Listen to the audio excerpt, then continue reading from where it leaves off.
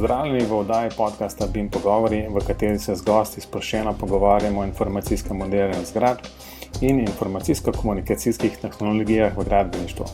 V oddaji bomo tokrat govorili o težavah in pričakovanjih novih uporabnikov pri prehodu na BIM proces. Pogovor pa poteka tudi o uporabi virtualne resničnosti v gradbeništvu. Z vami sva Robert in Matevž. Robi, pozdravljen. Zdravo, Matevž. No, veseli me, da lahko danes pozdravljam Matejo Matko iz podjetja CGS+. Pozdravljam, Mateja. Živijo, fanta in poslušalci. Mateja vodi oddelek za arhitekturo in visoke gradnje na podjetju CGS+. Mateja, lahko v parih stavkih poveš nekaj malega o sebi. Ja, kot omenjeno, prihajam z podjetja CGS+, sicer pa po izobrazbi arhitektka. Moja pot v BIM se je začela predveti na faksu, bolj po naključju, kakor namensko. Ko sem v sklopu študijske prakse delala v biroju, kjer so uporabljali takrat še AutoCAD in Revit, in glede na to, da se s programom nisem poznala, mi je bilo zanimivo in praktično, da se takrat začnem to učiti. In tako sem z delom v Revitu in kasneje tudi nadaljevala v sklopu faksa in prišla v prvi kontakt z bodočim šefom in zdajšnjo službo in tudi uporabo samega Revita. Če smem vprašati, v bistvu zdaj sicer to bo malo kazalo, koliko si stara, ampak ne bomo točno o tem govorili, ampak v bistvu katera letnica je bila recimo to, da si se prvič z Revitom srečala? Prvič z Revitom, mislim, da je bilo to 2008, verzija Revita je bila pa 2009. To je takrat prvič, ko sem jaz to odprla in začela sploh s programom, sploh na splošno s 3D modeliranjem, kjerkoli, ker pač na faksu tega nikoli, bom rekla, niso popularizirali in pol nekako tudi je bilo bolj samoiniciativno, da so se tega lotila. No, to je bilo pa moje prvo vprašanje, ker imam občutek, da na arhitekturi še vedno malo šepa vpeljava teh novih modelirnikov, vsaj kakor imam jaz informacij iz fakultete. A si se prav tam srečala z Revitom, ali je to pa zgolj slučajno preletelo? Ne, v bistvu v času mojega študija na fakulteti Revita praktično noben ni poznal. Jaz sem, tako kot sem rekla, v enem biroju na praksi se s tem srečala, potem malo, bom rekla, samoiniciativno se začela učiti s pomočjo sodelavcev tam in kasneje v bistvu se odločila, da program uporabljam tudi v študijskem programu, se pravi za take projekte, ki smo jih delali v sklopu faksa. Tekom teh projektov sem pol prišla v kontakt tudi z Ivom, ki ste ga gostili tudi v vaši oddaji, in kasneje potem tudi nadaljevala sodelovanje na CGS, ker pač problem je bil glih takrat v času moje diplome, ko sem diplomirala, je bila največja kriza v gradbeništvu pri nas in kot arhitekt sem težko dobila oziroma zelo neredno dobila delo in tekom nekih projektov se potem odločila, da oziroma me je Ivo takrat tudi povabil na CGS, kjer se mi je zdel pa zelo zanimiv ta IT in arhitekturo nekako povezati, oziroma kakor so jo takrat meni to tudi predstavili, in tako sem bolj pristala na CGS-ju. Če pa odgovorim na tvoje vprašanje fakultete, takrat se ni popolnoma nič Revita omenjali, uporabljali kakorkoli ali pa zgolj neke izjeme. V zdajšnjem času sicer je več aktivnosti, zato ker smo tudi mi bistveno bolj aktivni tam, ampak kar se tiče pa same fakultete, pa bistveno premalo.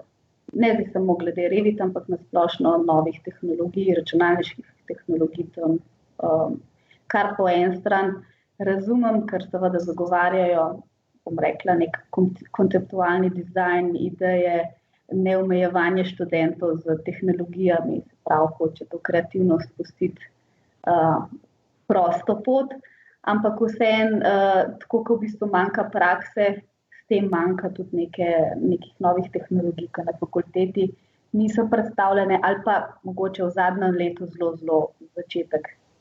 sami začetki tega.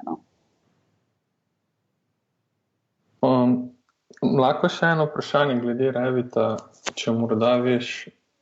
Jaz ne vem, zakaj imam nekaj v glavi, da je Revit v bistvu ni razvil Autodesk, ampak da je Revit bil samostojen produkt, preden ga Autodesk kupil, oziroma kupil to podjetje, ki je Revit razvijal.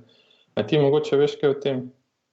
Ja, res je. Program je bil prvotno razvit, pa ne vem zdaj, kdo ga je razvil, ampak mislim, da je bilo to leta potem okoli 2003-2004 kupljeno strani Autodeska, prilagojen, nadgrajen, dodatno razvit prvotno za arhitekturo. Kasneje potem čez nekaj let dodali tudi strukturne funkcionalnosti in orodja in potem kasneje še MEP. Ker prvotno so bili to ločeni programi, Architecture, MEP in Structure. Leta 2013 so pa Revite združili in od takrat obstaja samo Autodesk Revit z vsemi funkcionalnostmi. Wow. No, v bistvu, ko si tole govorila, sem jaz vmes malo pogooglal. No, in stric Google vse ve. Tako, kdo ga je razvil. Tako da to je nek Revit Technology Corporation, tako da očitno je kar po samem podjetju imel program tudi ime v osnovi. No, in kupil sem ga pa leta 2002. Aha, no, evo. Tako da že kar nekaj let v domeni Autodeska. Tako, mislim, da pa začeli razvijati ga pa okoli leta 2000, če se ne motim. Še ne strani Autodeska, ampak v osnovi. V bistvu, no, če je to res, je ta Revit Technology Corporation bil ustanovljen leta 1997. Tako da najbrž nekje v tistem času potem tudi začetek razvoja. Ja. No, če že googlamo, podjetje se je preimenovalo v Revit Technology Corporation januarja 2000 in je izdalo Revit verzijo 1. aprila 2000. Prej pa to bo drugo podjetje. Vse smo rešili. Evo, zdaj, to je to. V bistvu to so bili današnji BIM pogovori. Imamo še kaj za dodati? Ja, seveda imamo. Jaz bi še vse nekaj vprašal. Seveda imamo. Zdaj, pač upeljava teh recimo takšnih orodij prinese za sabo tudi nove uporabnike, ki pa jasno najbrž imajo neka pričakovanja, še posebej recimo vsaj v zadnjih letih lahko precej slišijo o recimo BIM-u in podobnih stvareh. Kako se skratka na CGS srečujete s temi novimi uporabniki, kakšna so tista njihova pričakovanja, težave, s katerimi se spopadajo na začetku tega prehoda na eno tak BIM proces? Ja, težav je veliko. Od najbolj banalnih do kasneje tudi seveda kakšnih bolj kompleksnih. Če govorimo o nekih začetnih težavah, je to sigurno prvo neke osebne omejitve, ker pač se ljudje, ki delajo leta in leta v nekem 2D okolju, težko lotijo novih, bom rekla, drugačnih načinov modeliranja. To je prva težava. Ko to prebrodijo, si mogoče oziroma se spoznajo, kako se to sploh dela, se mogoče soočajo potem s tem, da imajo majčkeno nerealna pričakovanja, oziroma ali pa pričakujejo, da bo bolj podobno temu, kakor znajo delati, pa v bistvu ni. Potem je ena izmed mogoče težav ali pa bolj razočaran na začetku je tudi to, kar pričakujejo terminsko, da se bo to bistveno hitreje implementiralo, spremenilo in adaptiralo pač celoten delovni proces. Drugače pa na splošno, kar bi jaz poudarila, da problem pri vseh firmah, ne pri uporabnikih, ampak bolj pri podjetjih, je, da premalo investirajo v izobraževanje. Lotijo se tega projekta, se pravi nekega prehoda iz 2D na 3D na BIM in tako naprej. Začnejo z nekimi osnovnimi tečaji in potem se tle konča, kar je pač v bistvu velika škoda, ker je ključno na začetku je ravno to, da se z orodji spoznaš čim bolj in zastaviš optimalno, kako se potem v samo delovno okolje ali pa v same projekte to tudi prenese. Jasno je, da čez vsak projekt se kaj novega naučiš, se odločiš, kaj bi bilo bolj optimalno narediti, tudi projekti se med sabo razlikujejo in tako naprej. Ampak generalno, recimo, je to tudi en izmed težav, ker pričakujejo, da se bojo ljudje sami po sebi po osnovnem tečaju, recimo, že kar znali delati vse, kar so prej v CAD-u. Druga težava, mogoče pa strani uporabnikov, je pa tudi to, da še vedno se srečujemo z precej nesodelovanja med projektanti. Ne, bom rekla, med seboj ne sodelujejo ali pa se mogoče celo kakšni nagajajo. To smo že nekajkrat, mislim, da smo omenili, da smo pač recimo gradbeniki, posledično najbrž tudi arhitekti, malo cepljeni na to sodelovanje. In zdaj večkrat smo že rekli, pa še celo mene boste počasi prepričali, da je BIM proces. Zdaj smo sicer sam orodja nekako omenjali, pa znanje okoli teh orodij. Kaj pa s tem BIM procesom, kjer pač orodja so del tega, ampak vseeno, ne? Ali dejansko CGS nekako omogoča tudi izobraževanje okoli samega procesa, ali pa recimo velik poudarek na samih orodjih? Pri izobraževanju, mislim. Pri izobraževanju ponujamo vse. Se pravi, vse tudi kot redno razpisanih nekih izobraževanj, tudi čisto prilagojenih za potrebe stranke. Ampak kar se z naše strani, tako kot sem že omenila, opaža, da ker pač imajo take in drugačne sigurno finančne omejitve, se odločijo za tisto po njihovem mnenju najbolj nujno izobraževanje. Ne pokrijejo celotnega, se pravi, se odločijo za to, da se naučijo osnovna orodja, ne pa naprej mogoče celo za nadaljevalna orodja, za poglobljeno modeliranje, tudi kar se tiče nekih gradnikov v programih, ali pa konec koncev še naprej procesa. Ko govorimo pa o procesu, pa ne govorimo zdaj samo o Revitu, ampak o vrsti nekih programov, ki se med seboj modele izmenjujejo, dopolnjujejo in tako naprej. Tako da to je mogoče tudi ena izmed dilem ali pa ovir, s katero se soočajo projektanti, sicer vsi si želimo, da bi bil samo en program za vse, ampak ni, ne. In se odločijo potem za enega in za drugega v tisti fazi niti nočejo slišati. Mi sicer v osnovi na vseh tečajih ta zelo grobi opis nekega workflowa predstavimo, ampak to je res samo v teoriji, ker seveda se pol osredotočimo na posamično izobraževanje. Še vedno pa ponujamo tudi potem nekaj izobraževanja samega procesa. Ali pa mogoče ne toliko izobraževanja, kakor pač ponujamo delo na projektu ali pa neko tehnično podporo, da se ta proces v podjetju res dobro implementira. Kaj pa misliš, vse nekaj si se do tega že dotaknila, krize v gradbeništvu, to, kar je zdaj kar nekaj let krojil vse, kar se je dogajalo v gradbeništvu, ampak a misliš, da je tudi kriza vplivala na to, na hitrost sprejemanja BIM-a? Ker jaz po eni strani mislim, da je vplivala na to, da so podjetja iskala neke nove priložnosti, pa so videli v BIM-u mogoče preveč v tistem času, po drugi strani pa enostavno ni denarja za neke nove investicije, ali pa tudi časa, če hočemo, čas je pa vedno denar. A se ti zdi, da tudi kriza ima kakšen vpliv, ali jaz to čisto narobe dojemam? Ja, zagotovo. Pred parimi leti, ko je mogoče pravimo, da je bila kriza na višku, ne, sicer ideja, oziroma tako, kot si rekel, so iskali nove priložnosti, ampak še vedno niso pa si mogli privoščiti nekih dodatnih vlaganj v nove tehnologije, programe, investicije.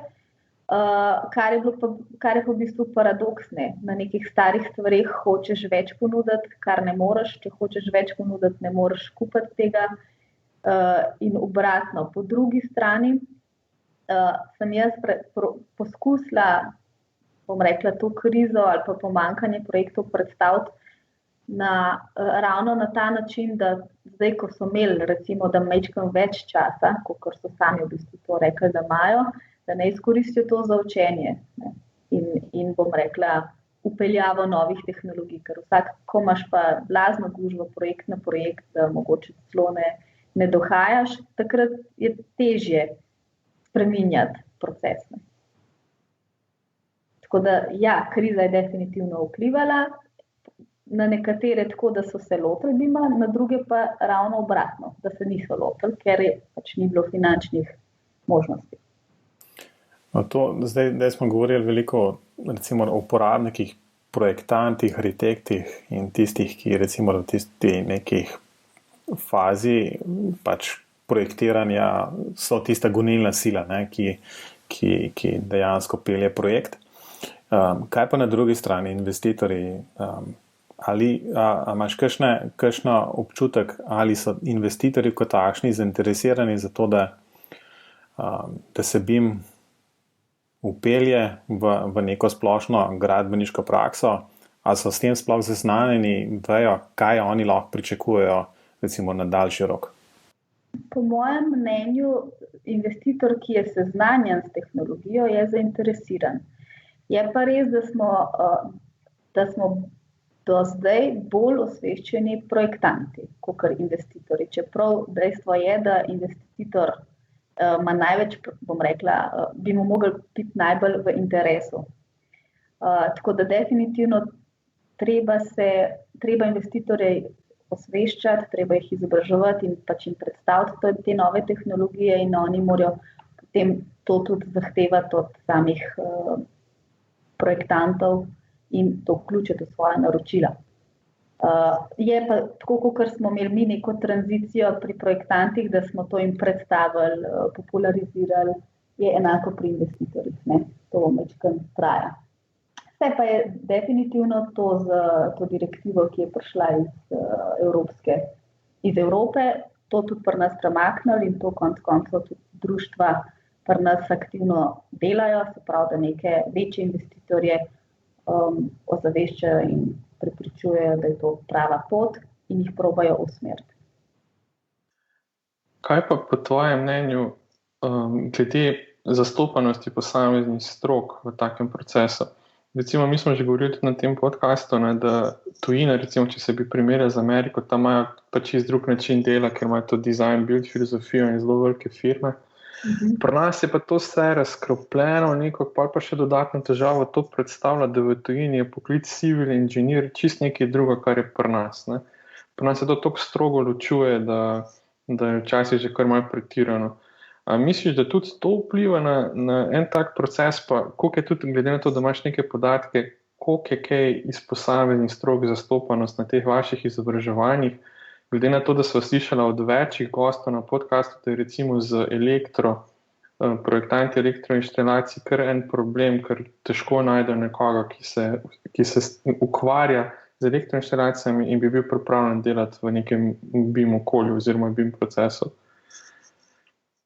Ja, definitivno je tujina tukaj v prednosti, ker imajo seveda večja podjetja, celoten inženiring, ki zaposluje vse projektante oziroma vse stroke, in tukaj je največ prednosti, kar se tiče BIM-a. Pri nas po drugi strani je pa ta razdrobljenost med posamičnimi strokami prinesla cel kup težav. Eno je to, kar sem že prej omenila, da je to nesodelovanje, drugo je pa potem, da se arhitekti po eni strani za tehnologijo ali pa za BIM odločijo, ostali pa še ne.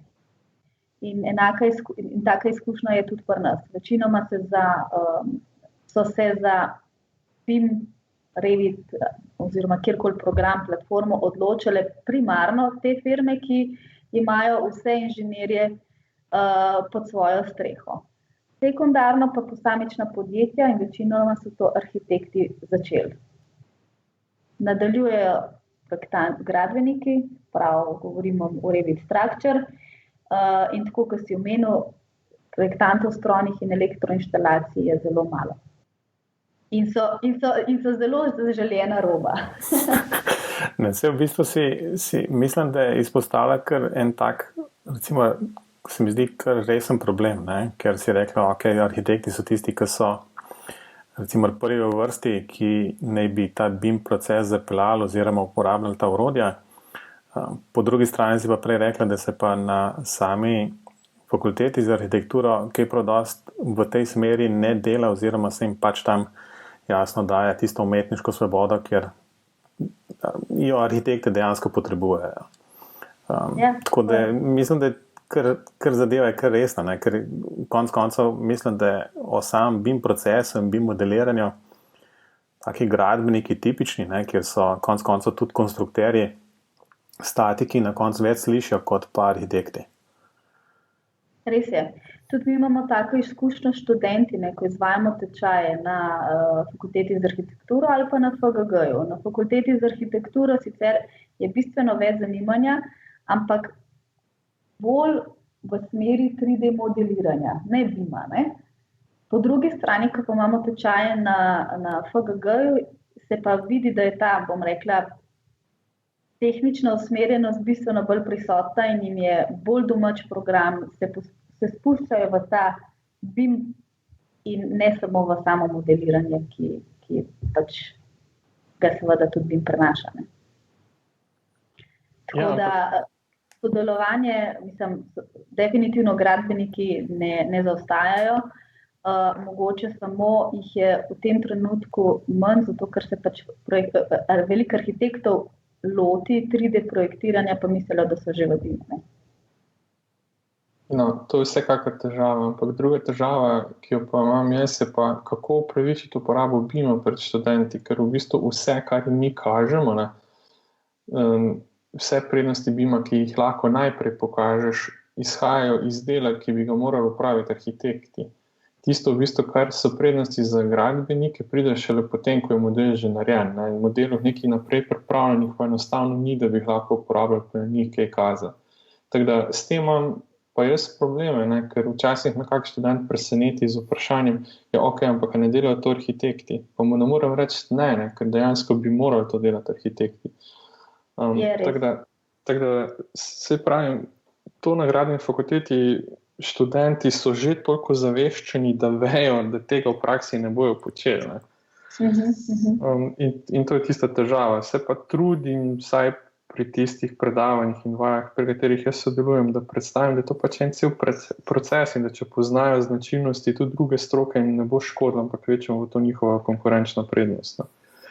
To zagotovo, po drugi strani pa mi se tudi trudimo v sodelovanju z obema fakultetama ali pa konec koncev z vsemi, tudi strojno fakulteto, pripravljati take in drugačne delavnice in pač združevati študente različnih fakultet. Ena izmed takih delavnic bo tudi letos vršila.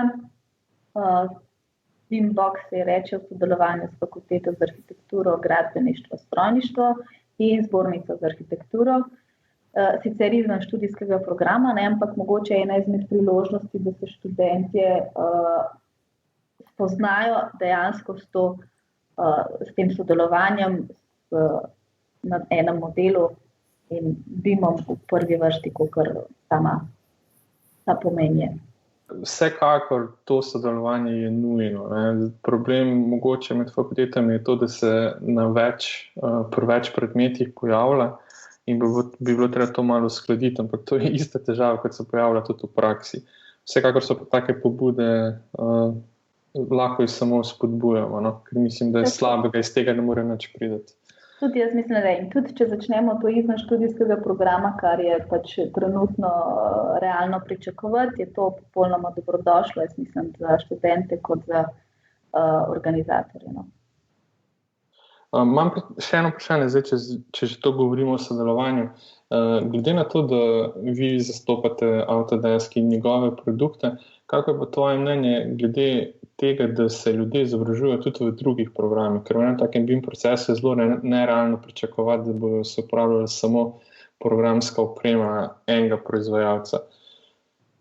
Res je. Moje mnenje je, da super. Meni se zdi, jaz pač seveda preferiram program Revit, vsi ostali kakšnega drugega, to je osebna preferenca. In tudi drugi programi, bodisi Allplan, Archicad, kjerikoli, so zagotovo pač dobri, jaz jih osebno ne morem pač ocenjevati, ampak fajn, da se kjergakoli lotijo, ne glede na to, kjerga se. Ker prednosti so tle za projektante kot za investitorje, in za vse ostale udeležene potem naprej v procesu. Kakšen je pa potem tvoj komentar na to, da je Revit pregovorno zelo slab v komunikaciji z ostalimi programi? Ja, tle je pa pač dilema, katere se bomo verjetno do danes še dotaknili, closed BIM in open BIM, ki, kaj ne rečem, v filozofiji je ideja open BIM-a odlična, v teoriji malo drugačna. V praksi pa predstavljam si še precej drugačna. Tako. V praksi pa spet drugačna.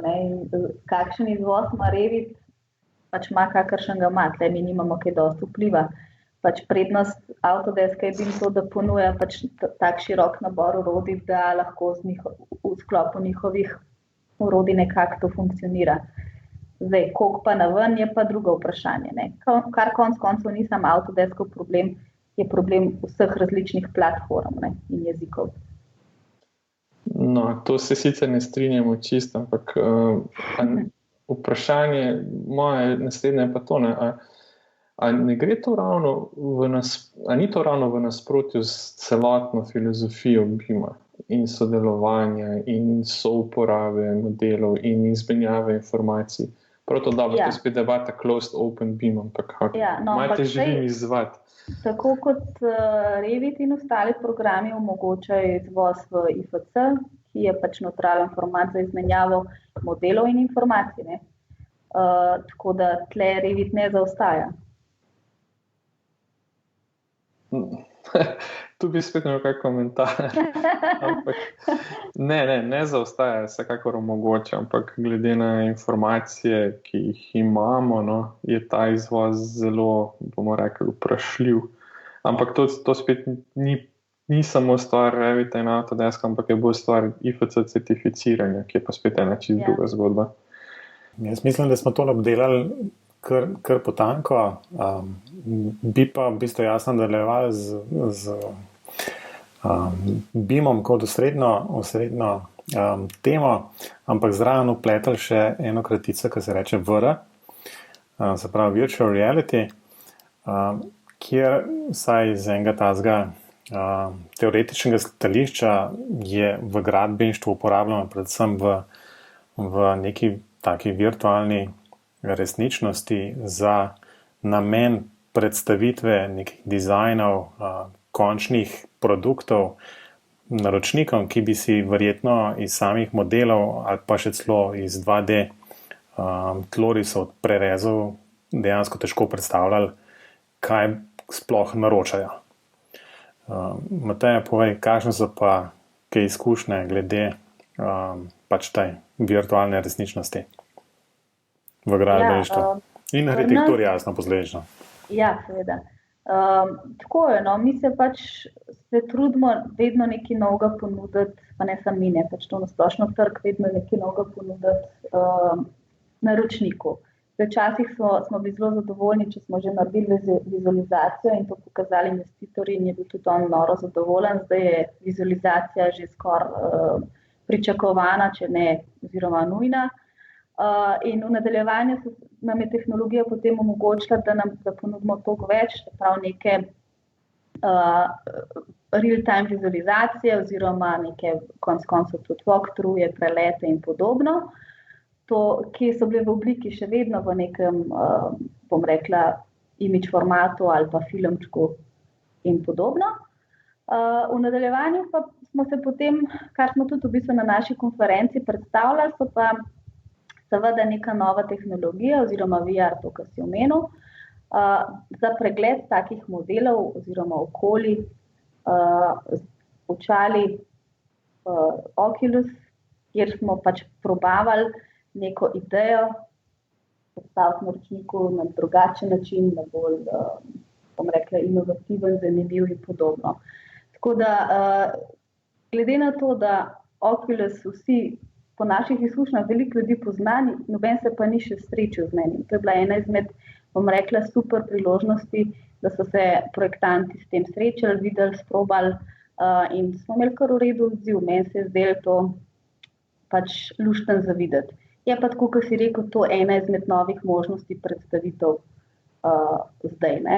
In hkrati, poleg BIM modelov, so se potem programi, kot so Lumion ali Autodesk Live, pojavili se prav programi, ki nam omogočajo pripravo takih modelov za potem pregled tudi VR.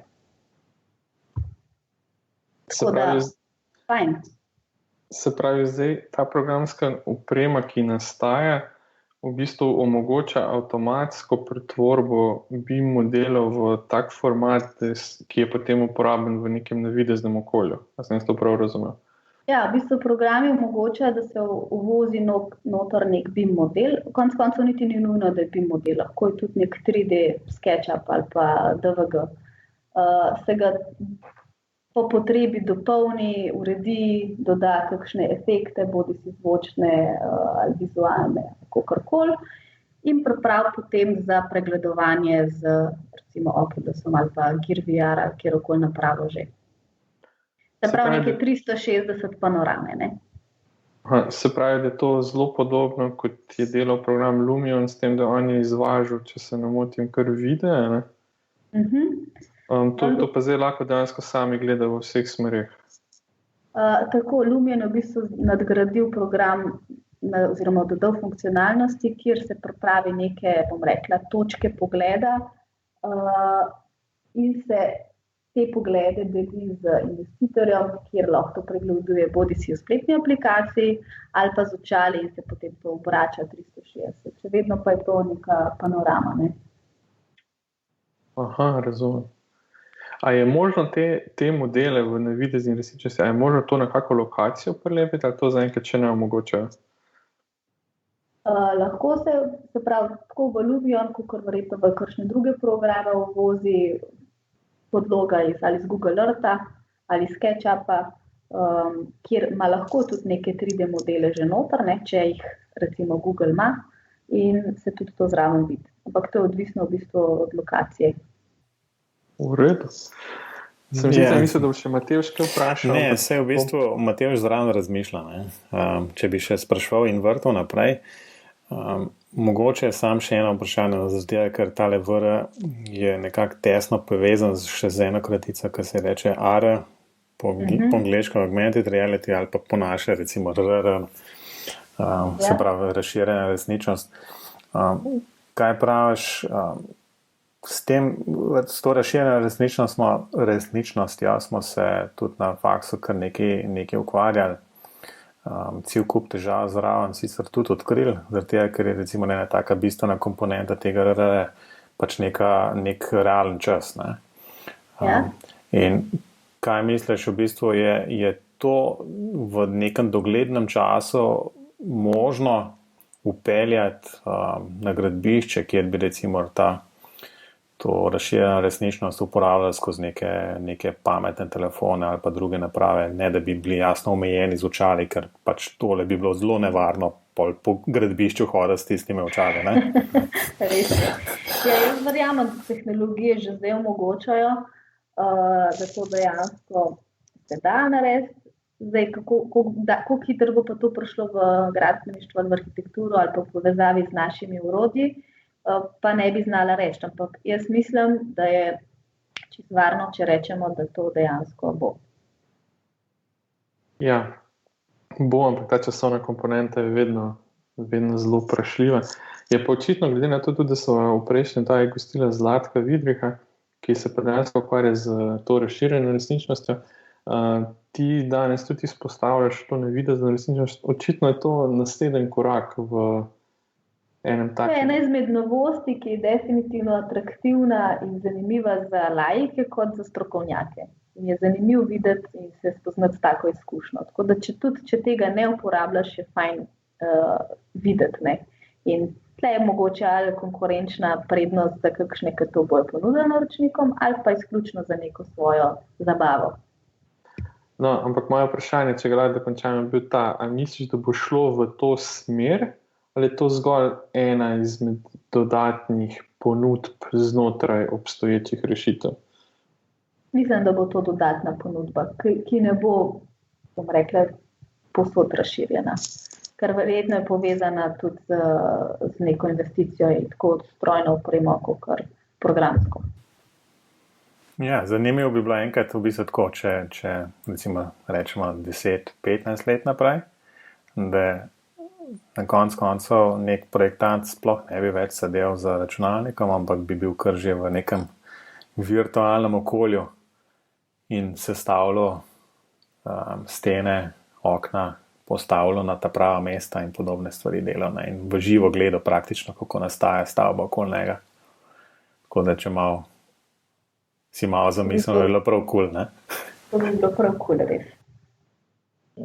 No, če si pa vmes že omenila malo te dodatne stroške pa investicije pa tako naprej, je pa mene letos na CGS konferenci, pa moram priznati, da to zelo površno spremljam, me je presenetilo, da je Autodesk zdaj ukinil nakupe programske opreme, ampak ponuja zdaj zgolj naročnine. Ampak, če se ne motim, to sem za nove naročnike, tisti stari še zmeraj imajo neke ugodnosti, če se ne motim. Ja, drži.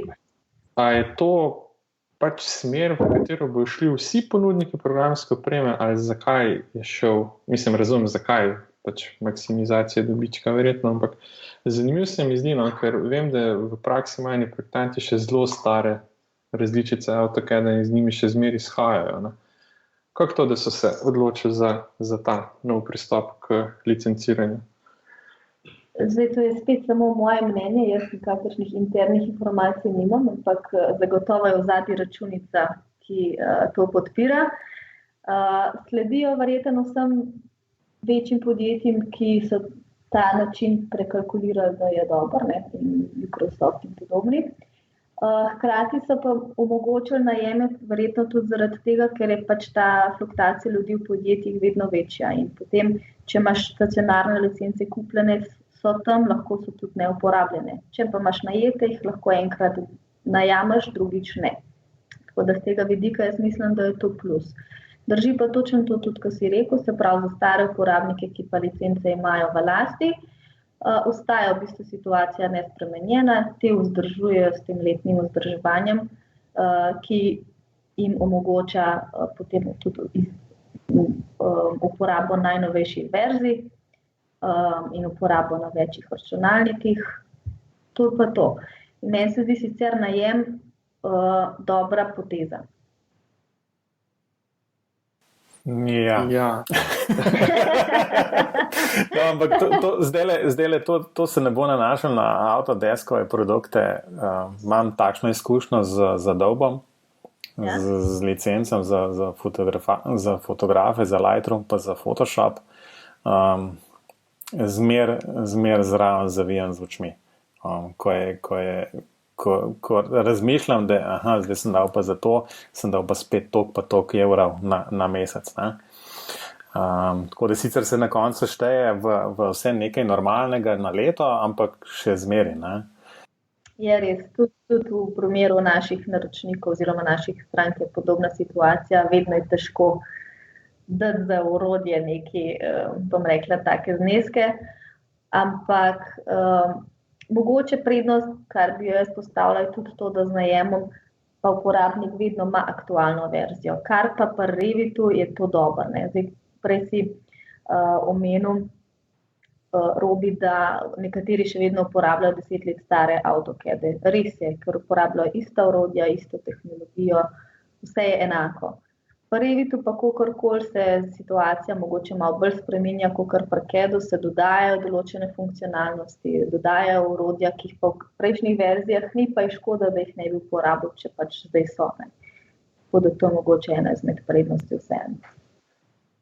No, če bi zdaj bil spet provokativen, ko si omenila, da AutoCAD bolj kot ne, da vse isto, ne? A torej je tvoje mnenje, da Autodesk zanemarja razvoj AutoCAD-a? Ne, jaz mislim, da uporabniki ne uporabljajo funkcionalnosti, ki jih program omogoča, ampak je omejen na tistih par, ki jih konstantno uporablja tekom dela. Ja. Prav, ne izkorišča funkcionalnosti, ki jih program omogoča. Okay. Potem pa še eno vprašanje.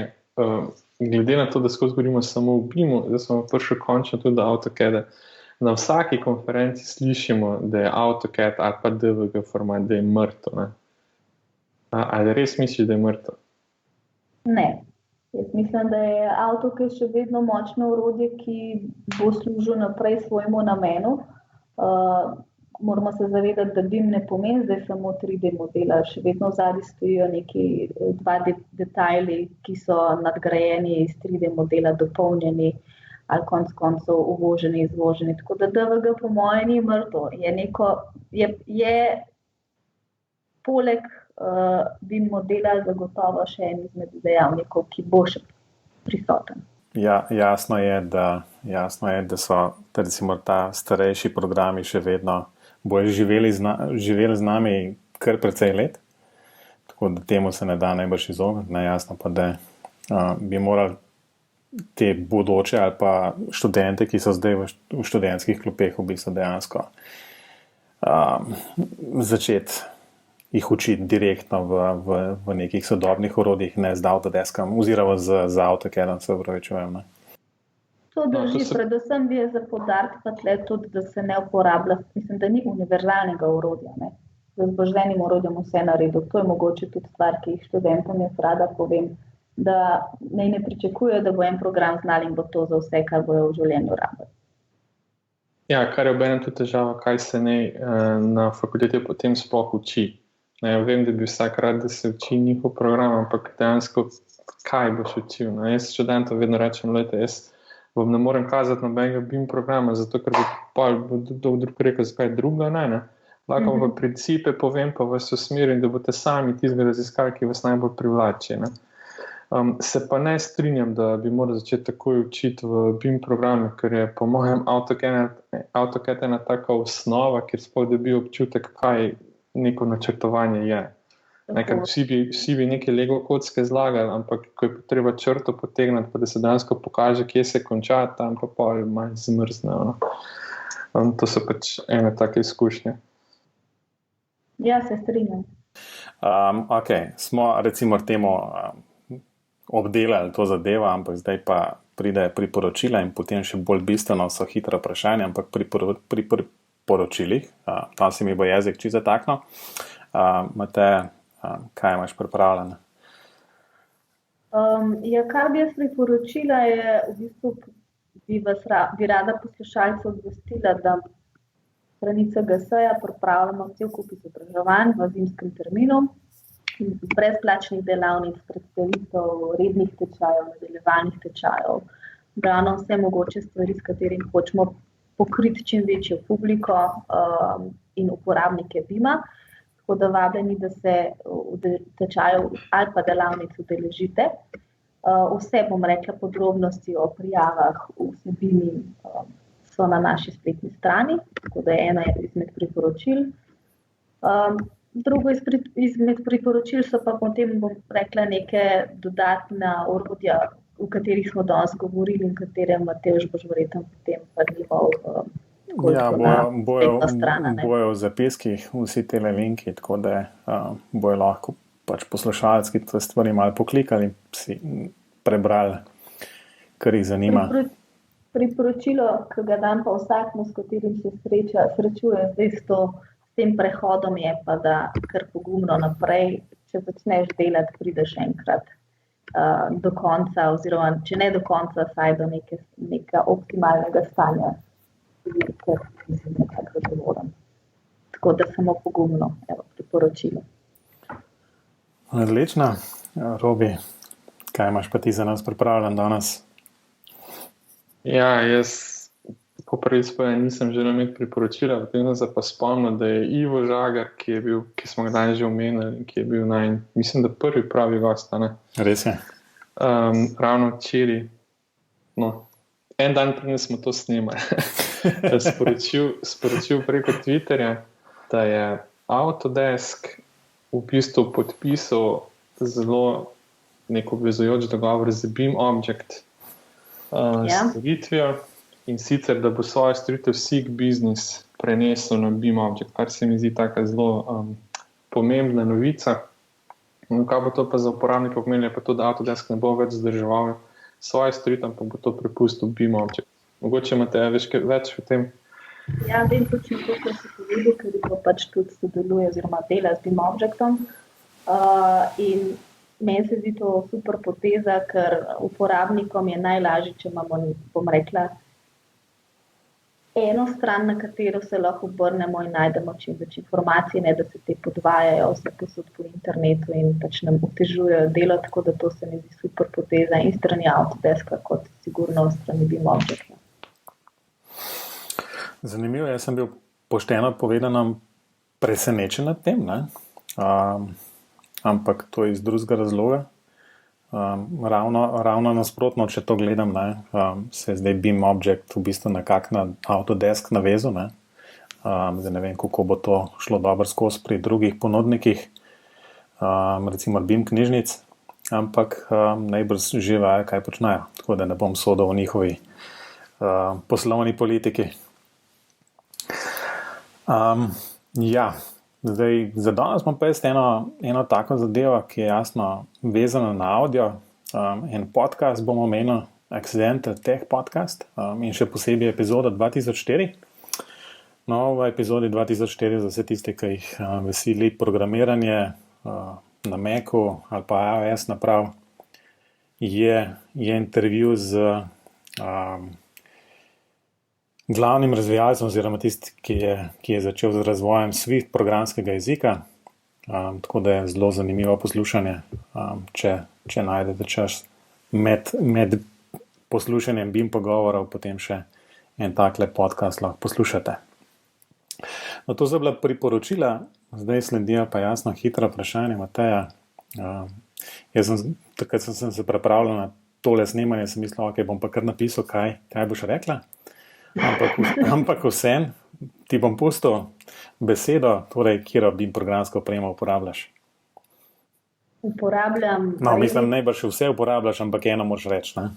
Rečem Revit, drugače tudi Navisworks, Dynamo in podobni. Čeprav mogoče, ker si glih omenil, da sem tako predvidljiva, vse je zanimivo, da jaz sem v študijskem času prvo začela Archicad delati, oziroma se učiti. In potem prešla na Revit, kar sem verjetno ena izmed redkih, ampak tako je nanesel. Ampak, če moram zdaj odgovoriti, definitivno Revit. Zanimivo. Nikoli ne bil ga. Potem naslednje vprašanje je, to predvsem bo zanimalo Matevž, ali bo še bolj zaostajal, ali ne. Kako razumeš BIM? Je to BIM model, proces? Zdaj, zadnje čase so slišali še več definicij, ne? Žiga Turk je začel s tem, da je to management. Ravno v enem gosti oziroma gosti, ki še ni objavljen, so pa slišali, da je to lahko tudi filozofija. No, zdaj, takrat, ko bo ta podcast bo tisti prejšnji že objavljen, ne, in Mojca je dejansko rekla, da je to filozofija. Verjetno je vsak odgovor tukaj pravilen, ne? Sem pa razmišljala, ker sta poslala, oziroma ker sem poslušala kakšen vajen podcast, kdaj boste ta vprašanje ukinila. Ne, to smo že večkrat, oziroma sem jaz že večkrat razmišljal, zato ker se nočem mučati preveč, ne? Ja, sej. Ampak je veto. Drugače pa se strinjam, v bistvu, ne da se strinjam, tako kot pravim, zagotovo je delček resnice v vseh odgovorih, pač moje mnenje je, da nek model, ki je z informacijami, ki ga imamo polno z informacijami, je sicer model, ampak cilj tega modela je, da se informacije uporabi, prenaša, analizira, klasificira in vse, kar se z njimi lahko počne, kar pa pomeni, da je to BIM proces. Zapisano. Pravilno odgovor. No, zdaj pa še zadnje, tam je bolj všeč, ne? Tale OpenBIM. Kaj praviš v bistvu na uporabo teh standardov? Nekaj si že začela omenjati v samem pogovoru danes, ampak na splošno, kako je s tem? Ja, če govorimo o željah, je verjetno v idealnem svetu, da bo vse OpenBIM. V realnem bo pa verjetno neka variacija tega, kakor že je zdaj.